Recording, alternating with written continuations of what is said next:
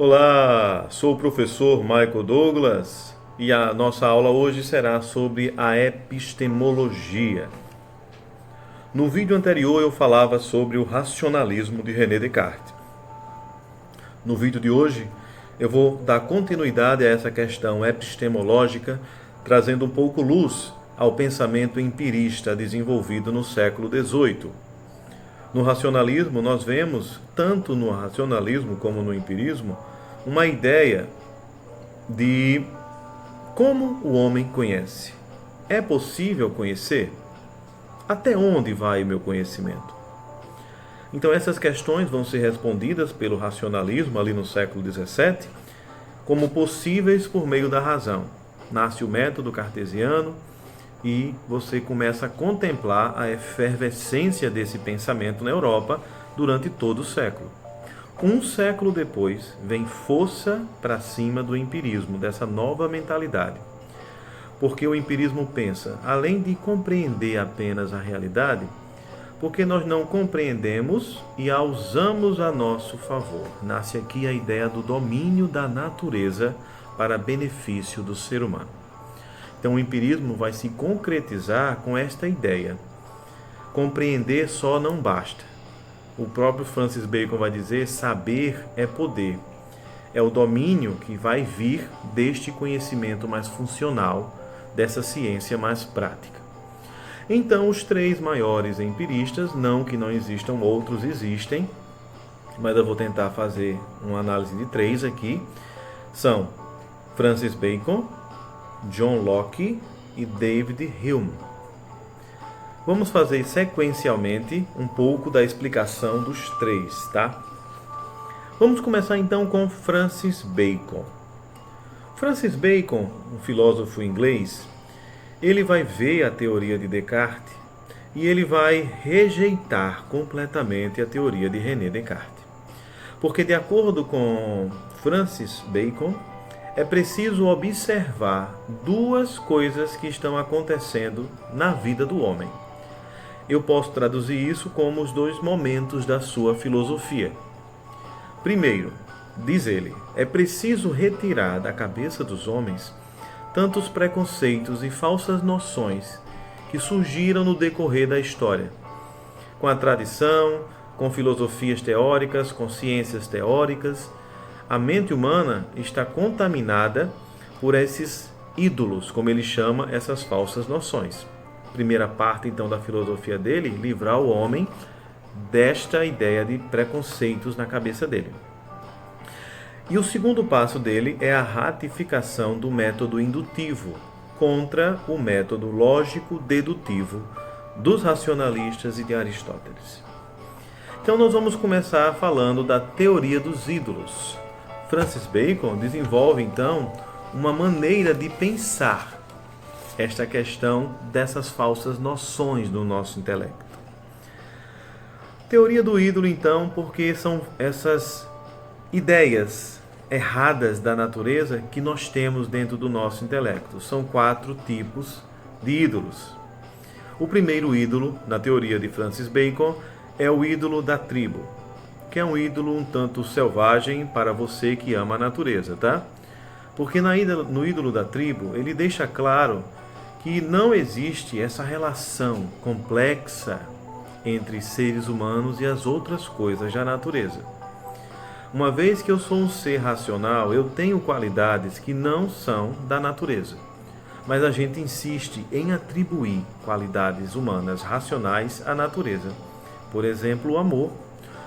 O amor não é sentimento, o amor é estado de vida, estado racional de vida. Ninguém ama de forma irracional. Se ama de forma irracional, é possessão, não é amor. Esta ideia para Francis Bacon é muito clara, porque nós cometemos esse erro não só com amor, mas com tantas qualidades humanas que atribuímos à natureza, fazendo com que o nosso intelecto não contemple a natureza como ela verdadeiramente é. O segundo ídolo é o ídolo da caverna. Parece com Platão, mas a caverna para Platão é uma coisa coletiva, onde estão muitos, né? A caverna para Francis Bacon é individual. São os meus próprios preconceitos, são os meus próprios modos de pensar. Deixa eu explicar. Enquanto o Platão argumenta que vivemos presos numa caverna e precisamos sair da caverna para contemplar o verdadeiro, o Francis Bacon diz que dentro de nós existe uma caverna racional, que nos impede de contemplar a natureza como ela verdadeiramente é. Nós sempre que lidamos com um dado da natureza, nós analisamos a partir daquilo que já há dentro de nós, de barreiras que nós criamos, impedindo assim de ser neutros diante do conhecimento da natureza. O terceiro ídolo para Francis Bacon é o ídolo do fórum ou do mercado. E o centro deste ídolo é a linguagem. A linguagem humana, ela é deturpada de exatidão. Em que sentido? É só você pensar no telefone sem fio. A linguagem humana, que deveria fazer a unidade entre as pessoas, ela às vezes separa, e por palavras mal ditas ou palavras não entendidas, guerras podem existir. A linguagem na história humana, que deveria ter unido as pessoas, ela também tem separado, o que é um grande empecilho racional para os seres humanos que, mesmo dotados dessa ferramenta que acreditam ter tão boa, que é a razão, não produz uma linguagem que atenda às suas necessidades. Esse é o terceiro problema e o mais perigoso para Francis Bacon.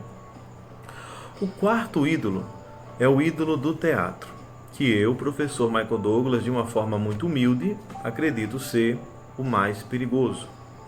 Porque o ídolo do teatro acredita que a razão é capaz de criar realidades falsas em nós. Vamos imaginar aqui algumas situações. Quantas máscaras nós já usamos para estar diante de pessoas diferentes? Será que eu sempre fui eu mesmo diante de todas as situações? Será que eu sou sempre aquilo? Será que eu vejo para alguém do modo como eu quero ver e não como a pessoa é? Da mesma forma, a realidade. Será que eu olho uma situação como ela é ou como eu quero que ela seja? Essas possibilidades que nós temos de sair da realidade e ir para uma pseudo-realidade, ou seja, uma falsa realidade racional, é um grande problema que precisa ser sanado, vai dizer Francis Bacon. Então, nós temos 4 ídolos, nós temos 4 soluções que o Francis Bacon dá para fugir, então, desses preconceitos e essas falsas noções que existem no intelecto. Primeira parte explicada. A segunda parte do pensamento de Francis Bacon é exatamente a ratificação do método indutivo.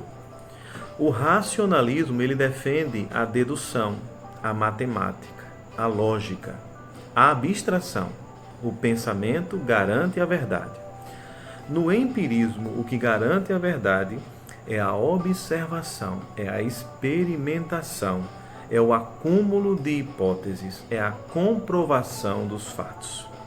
Então, no método indutivo de Francis Bacon, que ele levanta uma crítica grandiosa a Aristóteles, à lógica de Aristóteles e ao método dedutivo de René Descartes, ele vai deixar claro neste livro dele, que é o grande clássico do Francis Bacon, Novo Órgano, em contraposição ao livro de lógica de Aristóteles chamado Órgano, ele vai desenvolver essa defesa do método indutivo e diz ainda: nós precisamos aprender a ir para a natureza como crianças, neutras, prontas a descobrir como a natureza pode me servir. Saber é poder, diz este filósofo.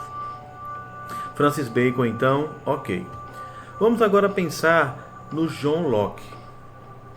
John Locke, ele é um filósofo também empirista, que ele defende que as únicas formas de conhecimento que o ser humano pode acreditar são as vindas da experiência. De acordo com John Locke, pensar em ideias inatas é o maior absurdo. John Locke, que é conhecido no contrato social, pai do liberalismo, é conhecido dentro da epistemologia e se tornou o maior filósofo da epistemologia e ainda vai falar de religião. É um cara e tanto, né? Mas dentro do empirismo ele já começa fazendo uma crítica a essa ideia de inatismo. Descartes está errado. Não existem ideias prontas na nossa cabeça. É impossível. Porque se existissem ideias prontas na cabeça dos seres humanos, todos os seres humanos a acessariam. A ideia de Deus, por exemplo, se Deus fosse uma ideia inata, como o Descartes quer, todo mundo creria nele. Então, por mais que John Locke crê em Deus, ele vai buscar, que a gente não vai tratar aqui no vídeo, tá? Provas empíricas da existência de Deus, tá? Outra coisa importante em John Locke é que esta crítica, repito, não é novo não, eu repito agora, se volta a essa ideia de inatismo. Por isso ele desenvolve essa novidade que é a tábula rasa. John Locke ele vai dizer que o conhecimento humano vem sempre da experiência e que nós temos que imaginar a nossa mente como desprovida de qualquer conhecimento. De acordo com John Locke, a nossa alma, a nossa mente é zerada. Então ele faz uma comparação com um papel em branco. Essa é a teoria da tábula rasa. Nesta teoria, o conhecimento é zerado e toda a ideia que chega ao nosso intelecto veio por meio de uma experiência ou de experiências. A partir dessa ideia de John Locke, nós vamos começar a entender que o conhecimento do mundo é unicamente sensitivo, experimental, empírico. E a partir disso ele vai desenvolver algumas lógicas para ratificar este pensamento. A primeira coisa que ele vai desenvolver é a ideia de qualidades primárias e qualidades secundárias. O ser possui qualidades, diz ele, mas possui de duas maneiras. E eu vou usar um exemplo que eu vi num livro, que é o exemplo da piscina, para você entender. Quando eu paro para olhar uma piscina, existem qualidades naquela piscina que independem de mim e de você. Elas estão no objeto independente da contemplação do ser humano. Mas existem algumas qualidades que dependem da nossa participação ou do nosso julgamento. Por exemplo, a solidez da piscina, ela ser sólida, não depende de nós. Mas o cheiro que vem dela, se é cheiroso ou se é um odor, depende de nós. A qualidade primária, então, são aquelas qualidades que os seres possuem que não dependem do ser humano. As qualidades secundárias são aquelas que o ser humano interpreta nas coisas. Outra coisa interessante em John Locke é a questão das ideias simples e complexas. O John Locke argumenta o seguinte: como todo conhecimento no intelecto humano é vindo da experiência, a ideia pode se fazer de duas formas, simples e complexas. As ideias simples são aquelas que se justificam a partir exclusivamente dos sentidos. Como assim, professor? Eu paro diante de uma realidade, sinto aquela realidade e aquela realidade se coloca como ideia na minha cabeça. Isso em John Locke é o que ele está chamando de ideia simples, a simples reflexão da experiência que eu tive. E o que são as ideias complexas? As ideias complexas em John Locke são aquelas que nós misturamos no intelecto. É um trabalho racional. Esta ideia do intelecto humano, para John Locke, não confunda, não são que ideias já existissem. São ideias que a experiência colheu e nós as juntamos no intelecto, dando ideias de coisas que não existem, como tubarão voador ou pessoa touro, como o minotauro. Compreendido isso aqui? Então, diante dessa ideia de ideias simples e complexas, nós percebemos duas formas de conhecer apontadas por John Locke. A primeira forma seria as experiências externas dos objetos que nos cercam. É exatamente essa ideia simples. E a outra é a experiência realizada pela reflexão. O que isso significa? que existem as ideias simples, existem as ideias complexas, mas que deixa-se claro que todo esse conhecimento vem da experiência humana. E para terminar essa ideia em John Locke, nós vamos perceber que o filósofo, ele garante que esse conhecimento é totalmente empírico quando ele argumenta que algumas coisas nós não podemos conhecer. A experiência tem que ser pensada como aquilo que ela é. Ela não é universal, ela é geral.